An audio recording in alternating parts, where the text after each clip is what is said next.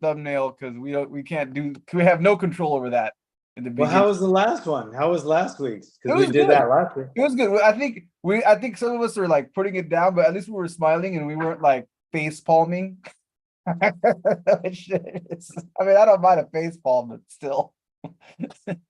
So, welcome to the Live Clean and Fight Dirty weekly live YouTube show with John Hackleman and your co-host, me, Angelo Ferrer. Today, we're talking about what 4 things you should avoid as a martial artist. So, what are the 4 things you should never do in a fight that actually come pretty natural? So, it's kind of hard. You're fighting some natural instincts here. Yeah. John, what do you? What, I know you put a blog post about this. What do you want to break down here? I just want to. I mean, I think there's no specific order. It's maybe one's a little more than another here and there, but at the end of the day, there are things that we naturally do, instinctively do, that you shouldn't in a fight. And so that's what I want to talk about.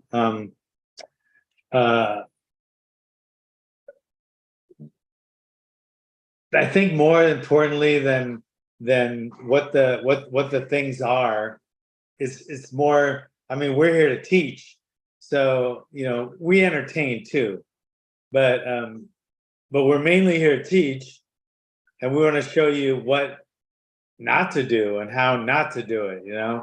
So that's what this is going to be about.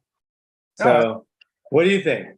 So, what do I think they are, or no? What do you think? I mean, about that topic. I mean, I think it's good. I mean, a lot of hello, Zen. Thanks for joining us. And there's a lot of things that you naturally do in a fight that you probably shouldn't do, especially if you're not trained. Even if you're trained, I've seen people do this. So, like you said earlier, you said it's not necessarily a hierarchy list. There's 4 things, but you said there's not one that's more important than the other. But I'm gonna because it all depends on context. Hey, which one would you say is the most dangerous? We'll start with that. Out of the 4 things that you were out about, what do you think is the most dangerous that you think will really get you in a lot of trouble right away?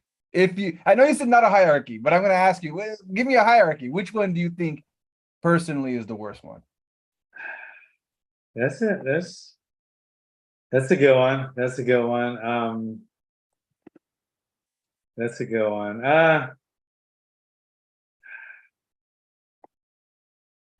I think the most common one, maybe that could be a hierarchy, just because it happens all the time. Is heads up, chin down.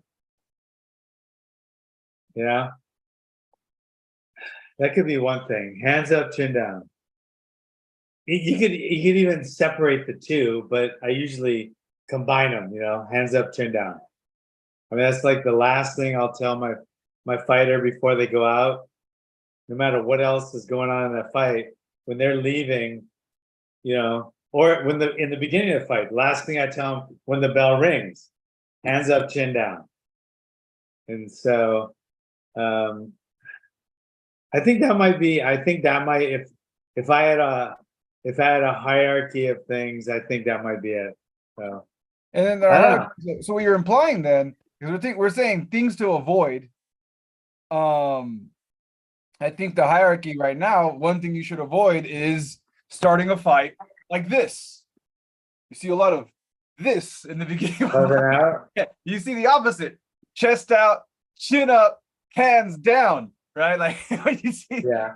Obviously, if you're talking about a professional match, a UFC fight, and you're doing all the weigh-ins and there's some chest pumping going on, and the fight's not really initiating here. We're just trying to get some pay-per-views here. But in real life, you're sitting there and some guy's about to fight you.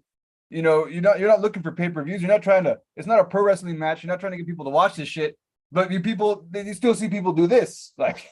But usually the guys that are doing that, hands down, right? But the guys that are usually doing that are usually the guys starting the fight.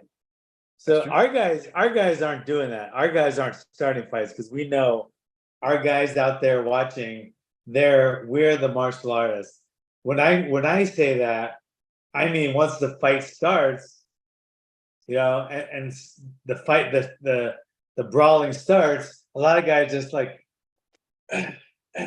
once the fight starts. So that's why I want this and this.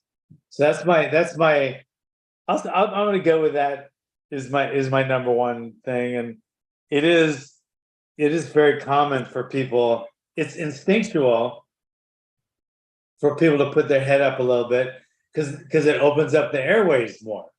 This kind of closes off your trachea a little more and your everything. And just like a hose, when you bend a hose, it doesn't squirt as good. You know what I mean? It doesn't get as much water, and we're looking to get volume of oxygen, obviously. So this just isn't as productive. But if you do this, you're breathing a little better, but you're going to get knocked out. So there has to be a happy medium when you're in the pocket. This is to be your pose. And then once you step out and you get a little room to, you're circling or you're whatever, you're out of reach, you're out of the pocket, then you can start, take a few deep breaths, etc. But soon as you're banging again, soon as you're in the pocket again, you can't be like this. You have to think of yourself like underwater, and your shoulders are the water line, so you don't want to go up because all the bad things are up there. They're going to take your head off. So you want to keep it all down. So that's number one. What do we got number two?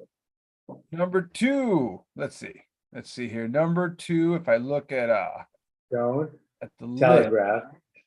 Okay, we'll go with let me see here. Don't telegraph your punches or your techniques. Okay, yeah. Let's go with don't telegraph your punches or techniques. Yeah. And I would put punches, just don't telegraph your punches, okay? But a lot of guys, now that fighting has evolved and there's so much takedowns, a lot of people telegraph their takedowns. We call it a desperation shot. During the fight, the guy needs to take the fight to the ground because again, his ass whooped standing. He just kind of lowers his level, brings his hands back, and he's telegraphing. And that's just going to get him more hurt.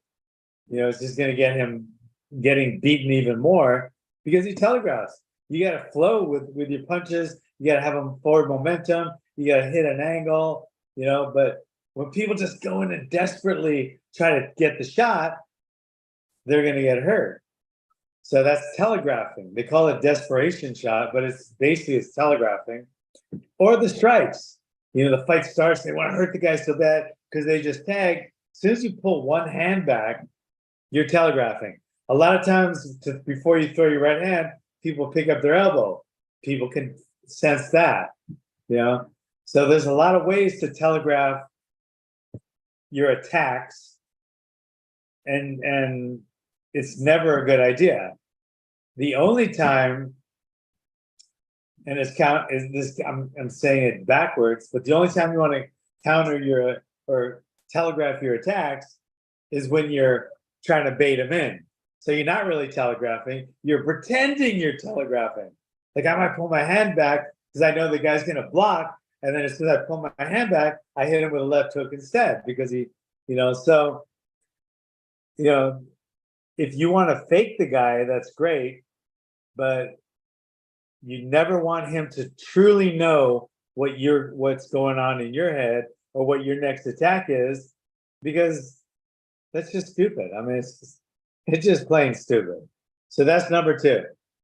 But let me just tell you, just like bringing your head up is natural. When you want to breathe real hard, and then they get knocked out because it's natural to do that. When you want to hit somebody hard, instinctively, it's natural to do it. So far, out of the two things that we've named, they're instinct. They're instinctual. They're instincts. And we have to break those instincts by training and repetition and muscle memory. And you won't do it 100% because the best fighters in the world still drop their hands.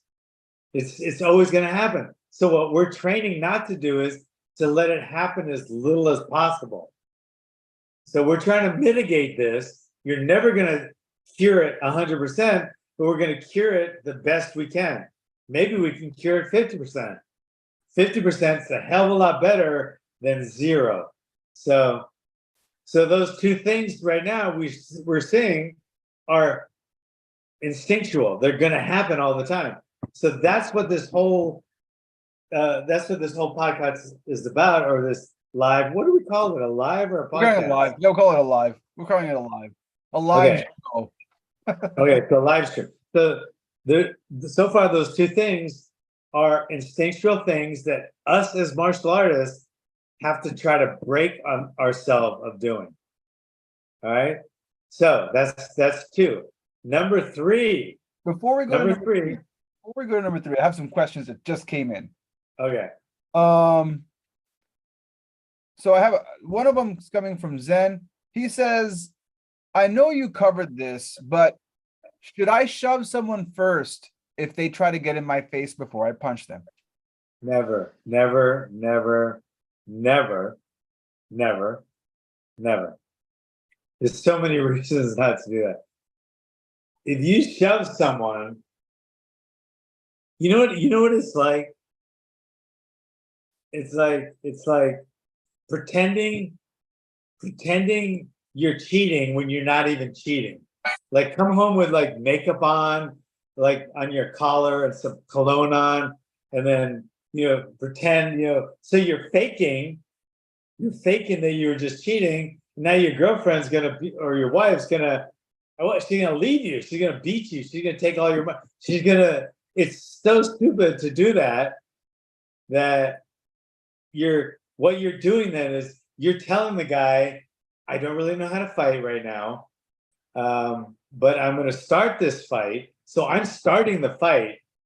So if anyone goes to jail, even if I pushed you and you tripped and hurt yourself, I'm going to go to jail because I just shoved you, right? And 99.9% of the time, a shove's not going to do any damage. So you just started the fight, didn't do any damage. It's a lose-lose. It's a no-no, a lose-lose. Yeah, so no. Never start a fight with a push. Okay, if you have to, for whatever reason, like you see him taking a swing at you or he's about to hit someone else and you have to shove him out of the way for safety's sake, then yeah, okay. But if you have to fight this guy and your mind is you're going to fight him, to waste the first shot, the hidden shot, right, with a push is just dumb. If you're going to hit him one time, you want to hit him first, hit him on the chin. You get the more bang for the buck. So, yeah. And that goes with Mr. Awak 3 saying, my grandfather told me 35 years ago, never get in someone's face. And if someone gets in yours, swing first. We'll go for the chin to that. Grandpa sounds like he's a fucking genius. Where is Grandpa? Grandpa's a genius. I'm going to tell you that right now. My grandpa never told me those things. No, my grandpa never told me those things either. Number 3, take one step back, then attack. So again, even my fight team, even guys in the cage, you've seen guys get all of a sudden the guy's rushing them and they get to the guy's head. He doesn't even think about anything but naturally trying to get out of the guy's way. And they move straight back. Where are you going to go straight back? You're going to hit the cage. Now you're at a disadvantage 99 out of 100 times. Same thing in the street. Some guy's rushing you. You start moving back. You're going to trip, hit your head. You'll knock yourself out. Or you'll try to hit him while you're moving back. And he has 10 times more power moving forward than you do moving backwards. You have to get in the habit because it is a habit to move backwards. It's instinctual, get out of harm's way, fight or flight, right? But you have to fight here. This is when you just have to stand your ground and fight. No flight, okay? You take one step back because you got to regroup, create a little distance, and then attack. If they keep coming, you attack. Either take them down, punch them in the face, do whatever you got to do, but take one step back and then attack. And that has to be trained in your students as well as any other technique. These things are techniques. You know, there's things that you have to teach that they should be in your curriculum, because if your guy is in the habit of dropping his hands and putting his chin up, and you teach him all the techniques, but then every time he drills or spars, he puts his chin up and his hands down, you're sending him out to the wolves unprepared. You're doing a disservice. I'm not talking about the guy that once in a while does it, but you gotta make a huge dent in that. So if your guy, is telegraphing all his punches all the time, and you don't work on that, there's so many drills to do with that, then you're doing a disservice to your guy. Same with one step back and attack. I have guys that naturally go straight back more than other guys, and I have to drill it and yell it out of them. So Pit Black Belt says, number 5, avoid fighting your flip-flops. That's his comment. And Zen says, is number 3 looking at your attacker's chest? So a lot of people are joking around on their posts, on their comments. But number 4. Wait, what's the looking at his chest? What is that? What was the joke about that? Is number 3 looking at your attacker's chest? He's just joking around. He said, I'm just joking around. Jokes aside. Number 4, hit, hold, or get out. That's hit, hold. It's actually hit, hold, or get the fuck out. But I didn't want to write that in the blog. What happens in the clinch? Not the clinch. What happens in the pocket? And when I say the pocket, that just means you're close enough to get hit. You're close enough to someone to get punched in the face. Just another couple inches back, you're a lot safer. You can get kicked, but a lot of times a standalone kick isn't going to land, is often. I'm not saying they're never going to land, but usually they're set up with kicks or something else, or punches and something else. So you're a lot safer here. Yeah, another step back, you're out of their range altogether, punt their feet or their hands, now you're a lot safer. But if you're in the pocket, you should either be hitting the guy. If he's close enough to hit, you should be hitting him. You should be holding him. And when I say hit, hold, I meant either clinching or attempting a takedown, right? Or get the fuck out of there and then regroup and then get your plan or get your strategy and then go. That's what a fight should be. Take a step back, right? And then you get angles. You always want angles. Where's the angle? You never want to be in front of your opponent, but you always want him to be in front of you. Okay? So then you're giving him angles, and some angles are better than others, and you got to figure that out as you go. And then you attack. Then you attack. But if you get into the pocket without attacking, now you're just standing there. You're a target. You're a target. Okay? The only time you want to do that is if you're baiting him into doing something and then countering, but then you're still hitting. So that, you know what I mean. But if you have a counter plan, then that could be great. But the problem is a lot of people just get in, or they just got done with a combination or some kind of clinch, and they're still in the pocket, and they just stand there.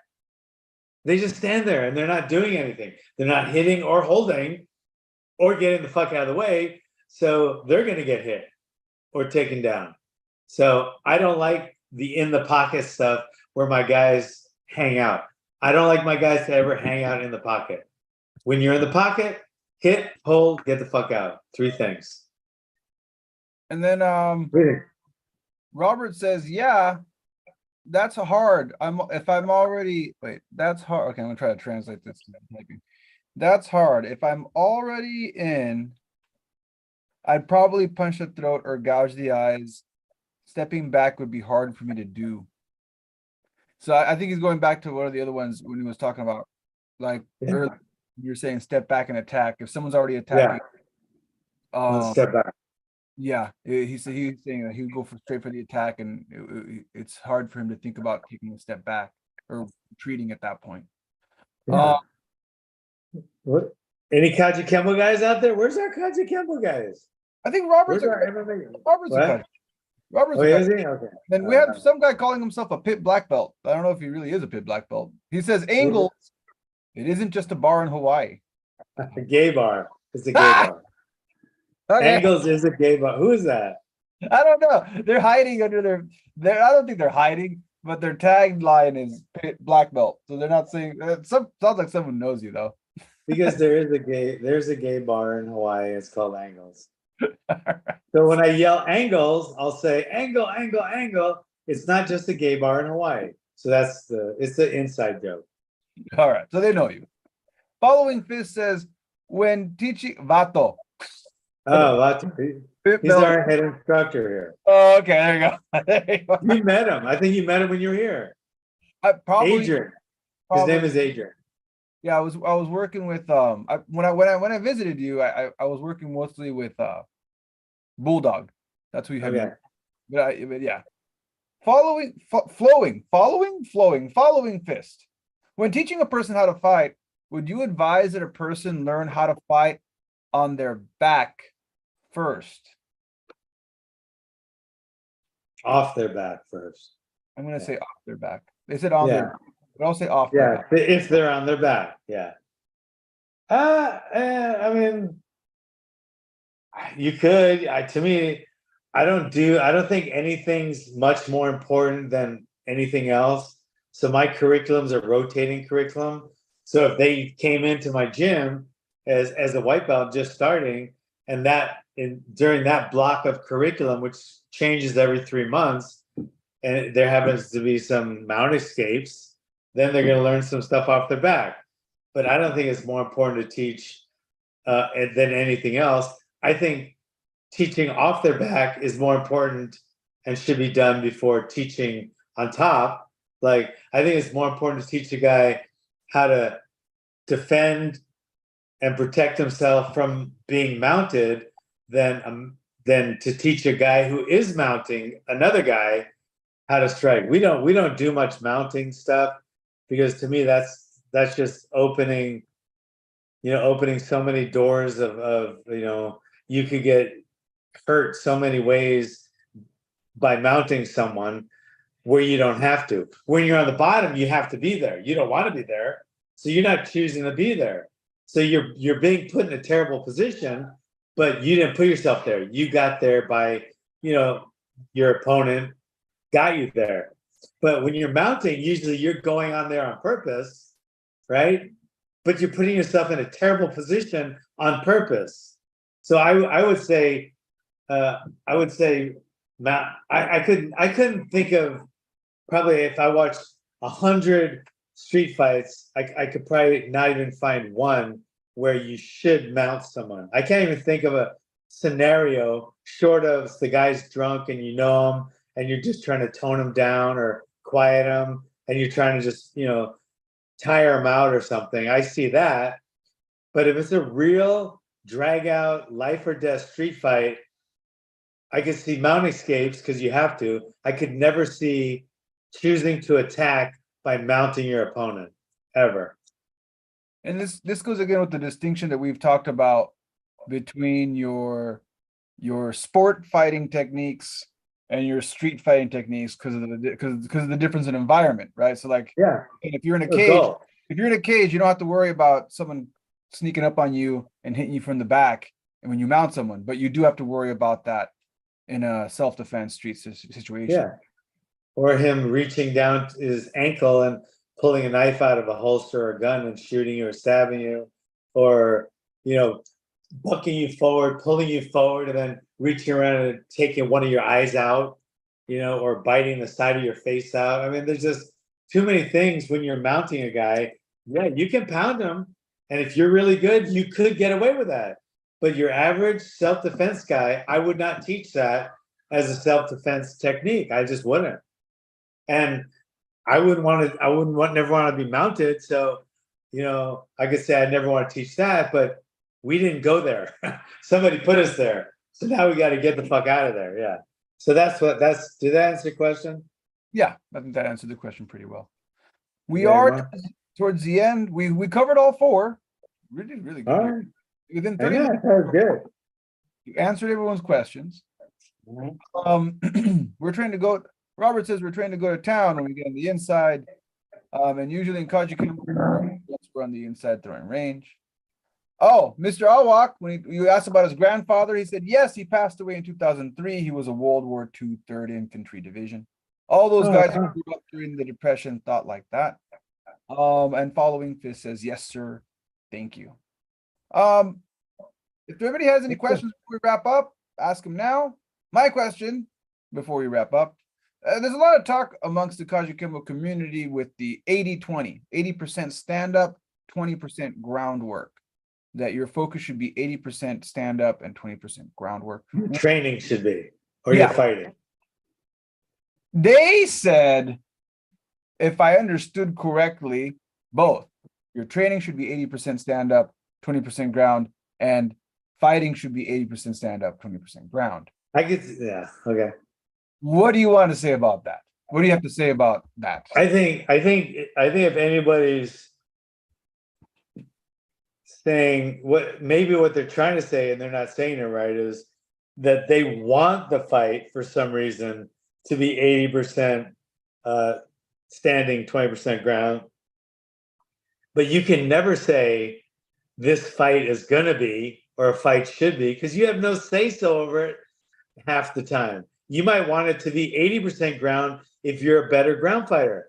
Then you want it 100% ground. You might be a much better stand-up guy. Why would you want it on the ground at all? So, but to train, I think, I've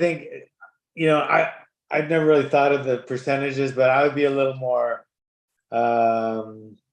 maybe 35% ground, 65% stand-up, something like that.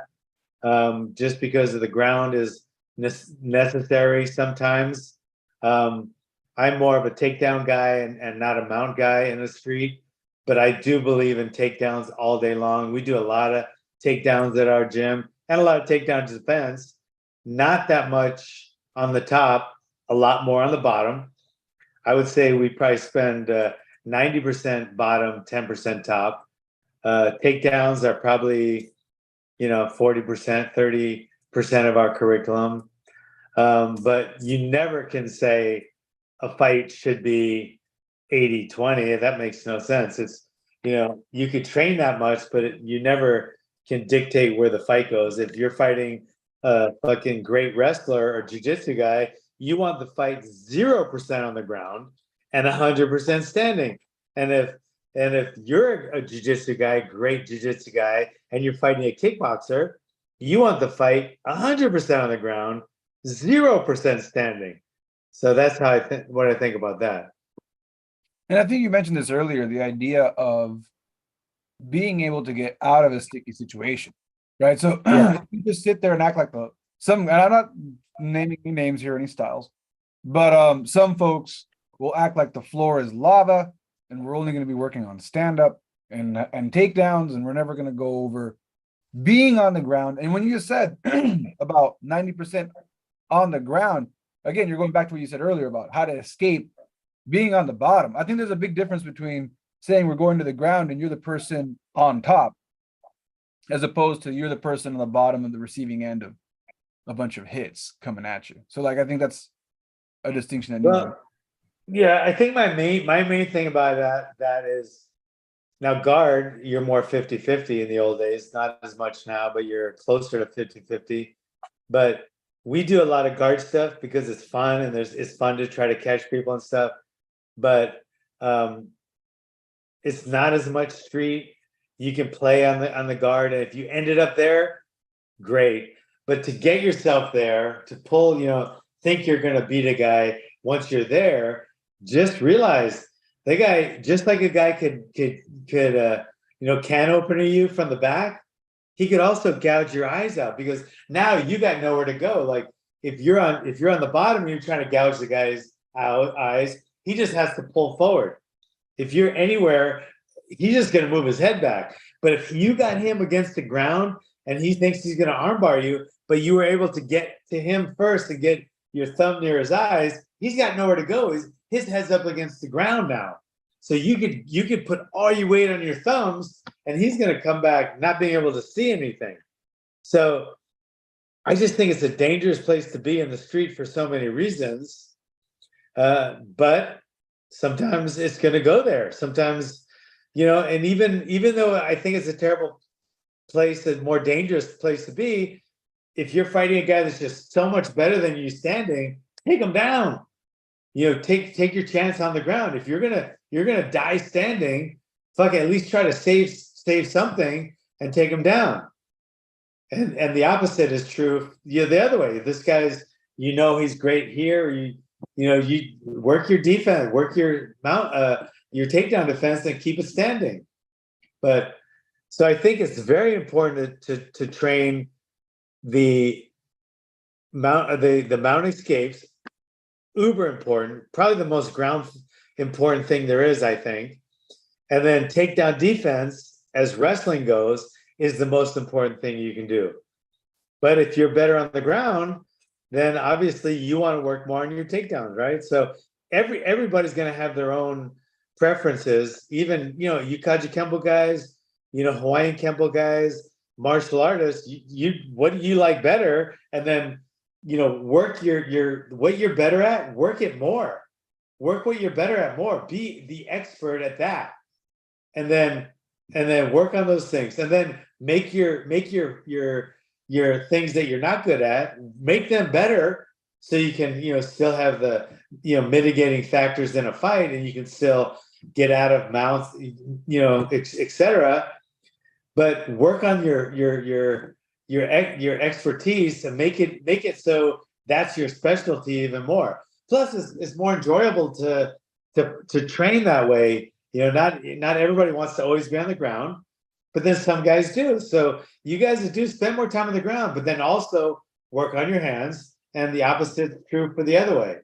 Because it's got to be fun. I mean, we're doing it for a lifetime. We're in it for the long haul. I started in 70. So if I didn't like it, I wouldn't have been doing it this long. So I don't know. That's my rant. Don't be a partial artist. Don't be a partial artist. And don't be a partial artist. And guys, and none of you guys are. I'm sure you're not, because you guys are martial artists and you're patriots and you're following this show. But don't be a fucking pussy, and don't be a beta. This is, what I mean? I was thinking about it because, I have nothing against gays, nothing. But I have a lot against beta males, right? I'd rather have a tough gay guy, a tough alpha gay, than a beta straight guy any day. There's just a guy who is a beta male, just a weak, wimpy bitch, is just they're what's wrong with this country today. And I'm not saying you should be a fighter, MMA fighter, or a tough guy, but don't be a bitch. Just don't. Stop it. Go out there and train. Go out there and find a good, legitimate martial arts school. Haji Kempo, if you can. Hawaiian Kempo would be the best, but there's only a few of them out there. But Kaji Kempo would probably be the second best. Get their attitude. Get a Kaji Kempo guy's attitude. Go for the killer instinct, animal instinct, and be a loving, caring guy. When you're out there, say hi to everyone, be friendly, be generous, be kind. Have good manners, all that. But don't let anyone take your fucking lunch money, and make sure you protect your family. That's it. I think that's a great way to wrap it up. So we do this every week on Wednesdays at 5 o'clock Pacific Standard Time, different topics every week. And we also have a Q&A at the very end. Thank you for everyone who joined. Last minute comments. Us to Sensei and Mr. Pereira. Us, right back to you, old karate guy. And Robert finishes up with 20% ground, 20% knife, 20% cardio, 40% striking, and 50% of all that live practice. I think we went well over 100% there, but okay, I'm not a mathematician. Spartan, oh, negative. Yep, read between the lines. And finally, an LOL coming from old school karate guy. Thanks, everyone, for coming out every week. We'll catch you all next time. All right, guys.